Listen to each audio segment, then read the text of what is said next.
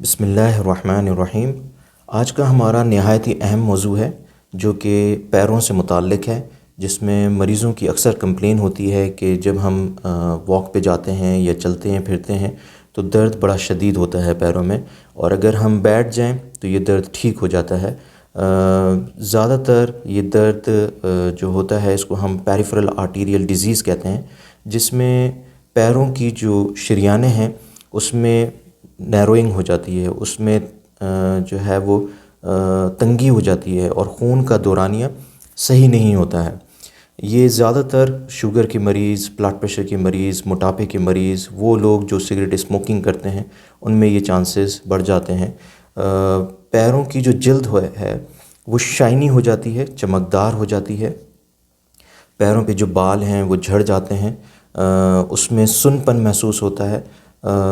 اور اگر یہ کمپلینس، یہ آپ کو چیزیں نظر آ رہی ہیں تو اس بات کی ضرورت ہے کہ ڈاکٹر سے ضرور اپنے پیروں کا معائنہ کروا لیں، جس میں ڈاکٹر جو ہے وہ پیروں کی رگوں کی جو شریانیں ہیں ان کی پلس چیک کرتے ہیں، اور اس بات کو بھی دیکھا جاتا ہے کہ کہیں آپ کے جسم میں خون کی کمی تو نہیں ہے یا پولیسائتھیمیا تو نہیں ہے۔ بعض دفعہ خون کی کمی ہوتی ہے اور خون صحیح مقدار میں جسم میں موجود نہیں ہوتا ہے تو پیروں تک بھی جو ہے وہ اس کا فلو اچھا نہیں ہوتا ہے، یا خون بہت زیادہ ہے اپنی مقدار سے تو کلاٹ بننے کا ڈر ہوتا ہے۔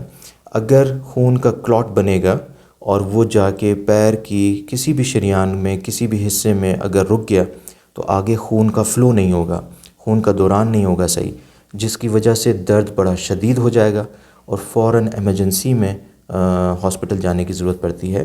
اس میں ڈاکٹرز جو ہیں وہ ایسپرین، کلوپیڈوگریل ایسی دوائیں دیتے ہیں جس سے کلاٹ نہ بنے اور خون کا یعنی ٹکڑا نہ بنے جو کہ آگے شریان کو بلاک کرے۔ معائنہ بہت ضروری ہے اور آپ کی احتیاط بہت ضروری ہے کہ آپ سگریٹ اسموکنگ نہ کریں، الکوہول کا استعمال نہ کریں، اپنی شوگر کو مینٹین رکھیں، بلڈ پریشر کو مینٹین رکھیں، کیونکہ بلڈ پریشر جو ہے وہ خون کی رگوں کو خراب کرتا ہے، اس میں ایتھیروسکلروسس کرتا ہے، تو بلڈ پریشر کو کنٹرول رکھنے کی ضرورت ہے۔ زیادہ جو ہے وہ آئلی اور اس طرح کے فوڈ سے بچنے کی ضرورت ہے، ڈیلی واک ایکسرسائز کی ضرورت ہے۔ یہ تمام چیزیں آپ کی جو پیریفرل آرٹیریل ڈیزیز ہے اس کو ڈیلے کر دے گی۔ امید ہے کہ اس ویڈیو سے آپ کو فائدہ ہوگا۔ السلام علیکم ورحمۃ اللہ وبرکاتہ۔ Subscribe to our channel for more health videos.